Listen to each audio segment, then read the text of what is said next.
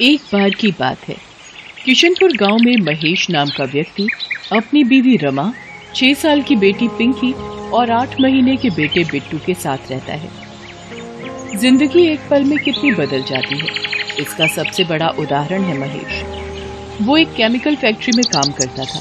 एक रात फैक्ट्री में ब्लास्ट हो गया। उसे गंभीर हालत में अस्पताल में भर्ती कराया गया। जैसे ही रमा को पता लगा, वो भागी भागी अस्पताल पहुंची। काफी गंभीर हालत है आपके पति की।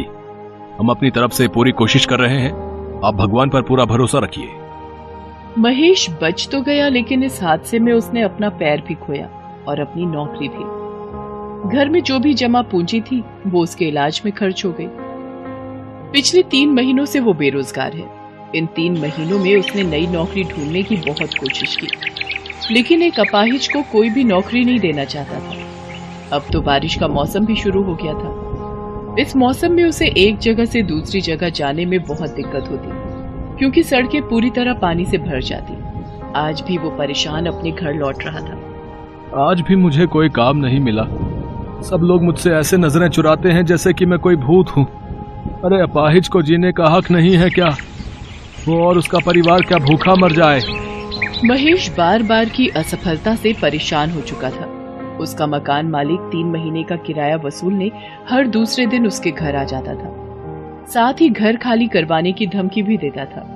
कल शाम भी वो आखिरी चेतावनी देकर गया था। इधर घर में अनाज का एक भी दाना नहीं था। पिछले 2 दिन से पूरे परिवार ने कुछ भी नहीं खाया था। उसे कुछ भी समझ नहीं आ रहा था कि अब वो क्या करे।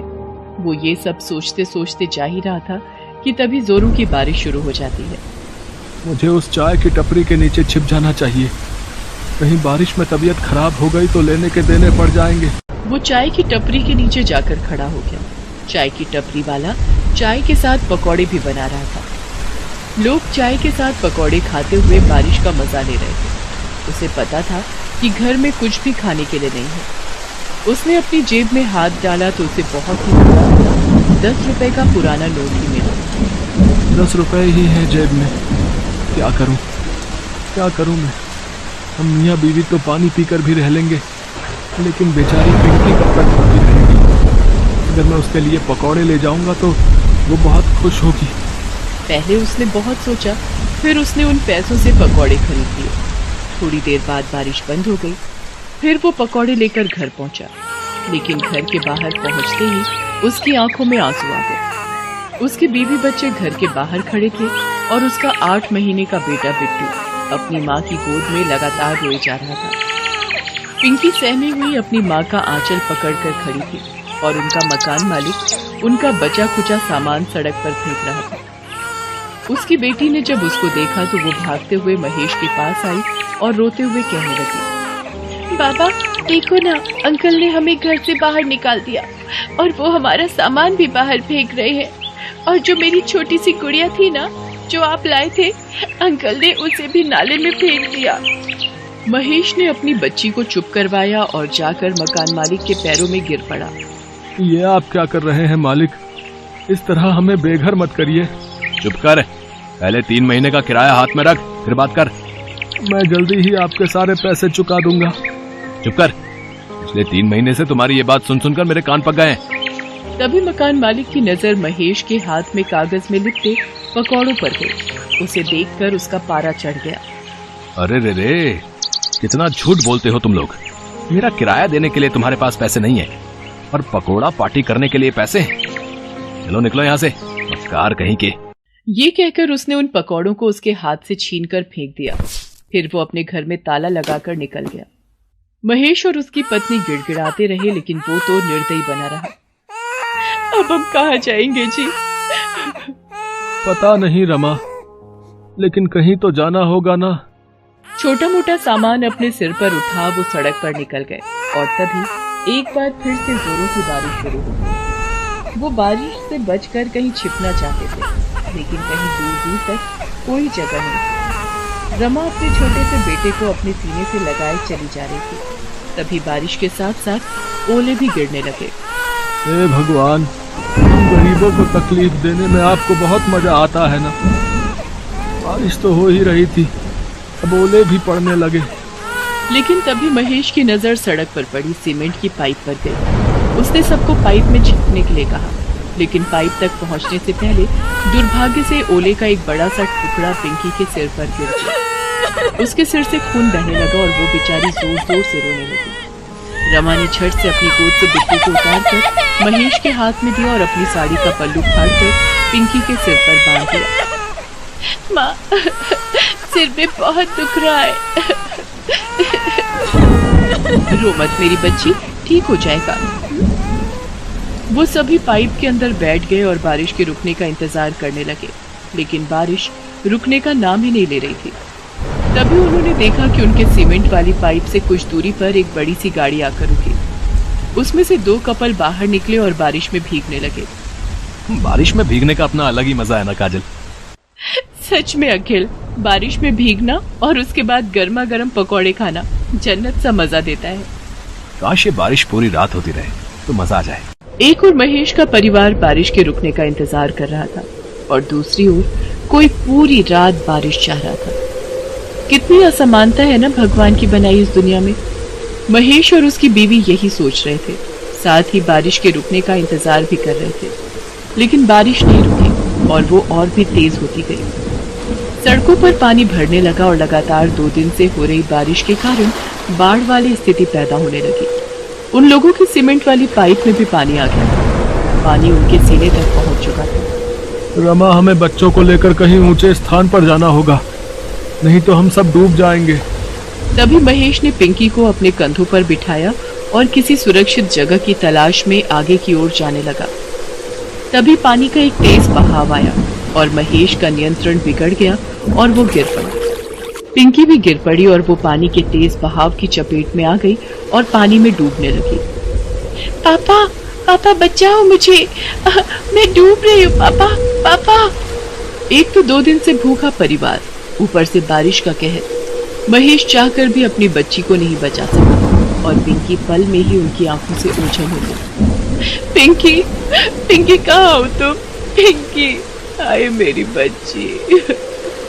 लेकिन पिंकी ने कोई जवाब नहीं दिया। आज महेश खुद को बहुत ही असहाय महसूस कर रहा था और एक असहाय पिता की तरह ऊपर आसमान की तरफ देखकर कहने लगा, भगवान, तुम्हें जरा भी दया नहीं आती क्या हम गरीबों पर?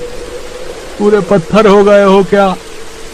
पहले तो मुझे अपाहिज कर दिया और फिर दाने दाने को मोहताज कर दिया, फिर सिर से छत भी छीन ली और अब मेरी बच्ची को भी ले गया। कान खोल कर सुन ले, तू मेरे लिए भगवान नहीं, पत्थर है, पत्थर। वे उस बाढ़ से किसी तरह बचने की कोशिश कर रहे थे, लेकिन उनके पैर जवाब दे चुके थे। भूखा शरीर अपनी ताकत खो चुका था। उनके पैर लड़खड़ा रहे थे और वो भी इस बाढ़ की चपेट में आकर डूबने लगे।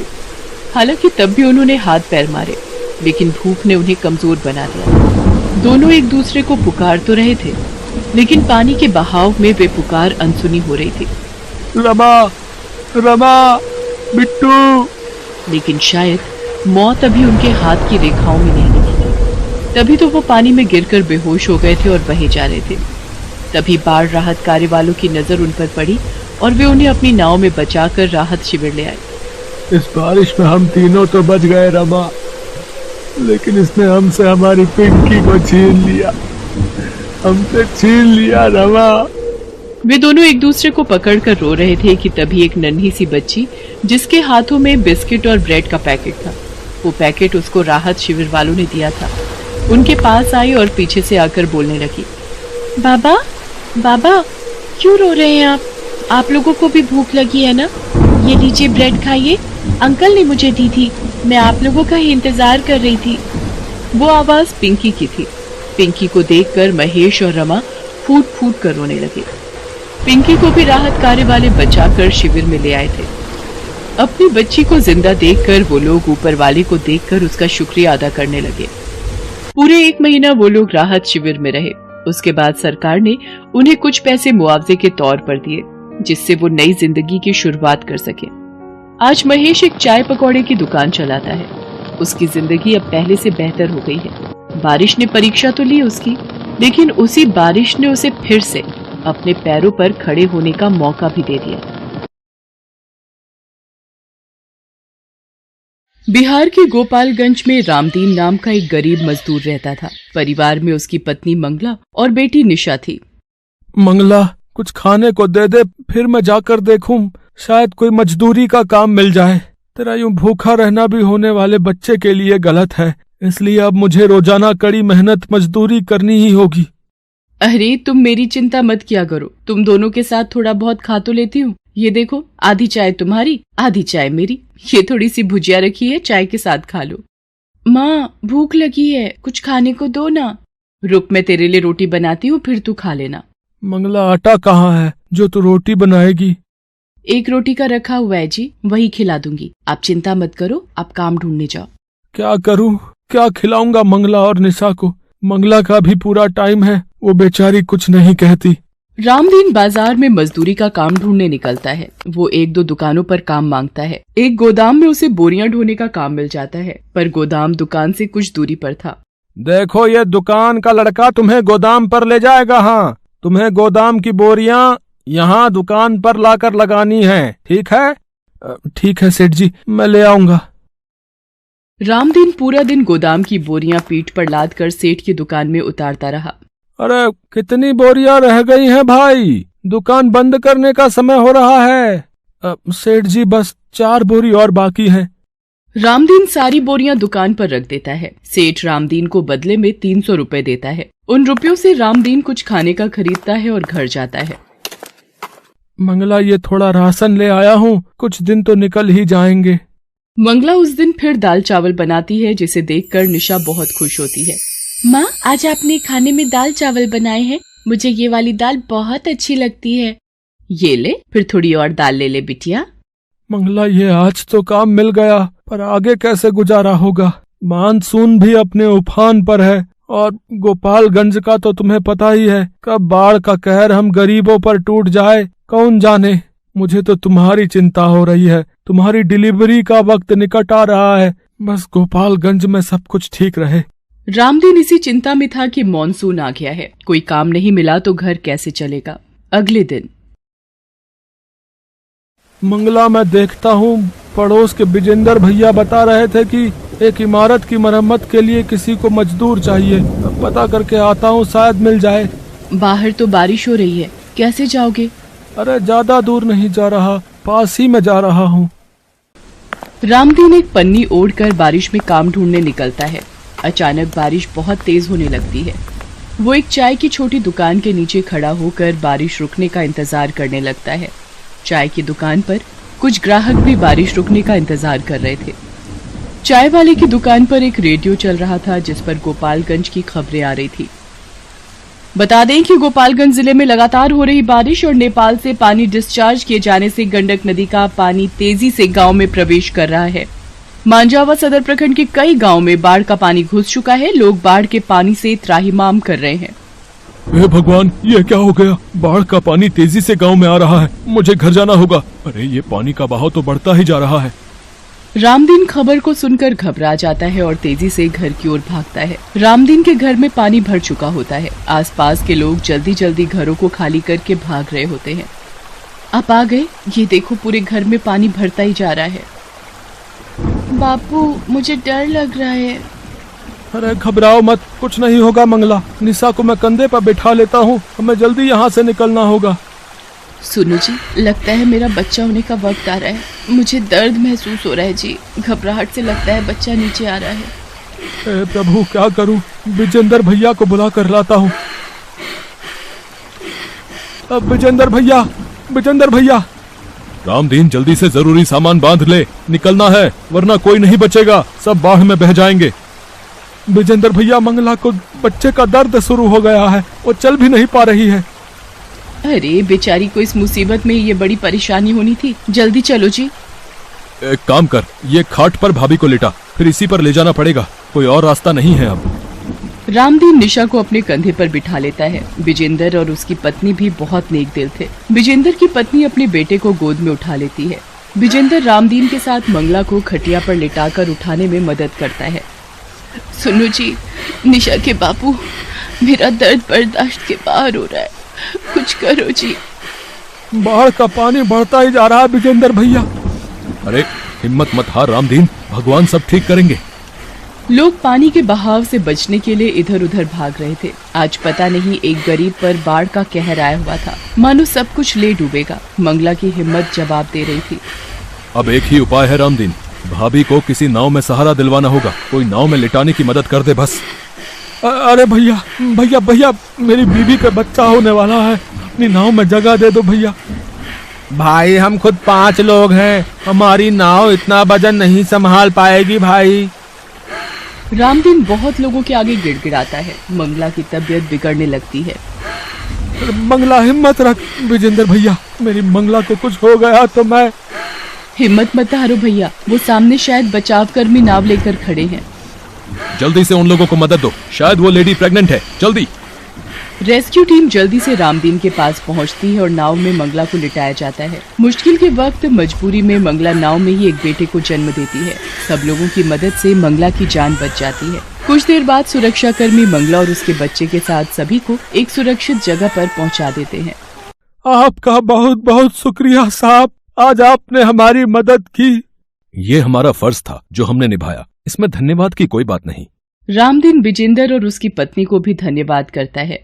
विजेंद्र भैया, भाभी जी, आज आप दोनों ने भी हमारी बहुत सहायता की है।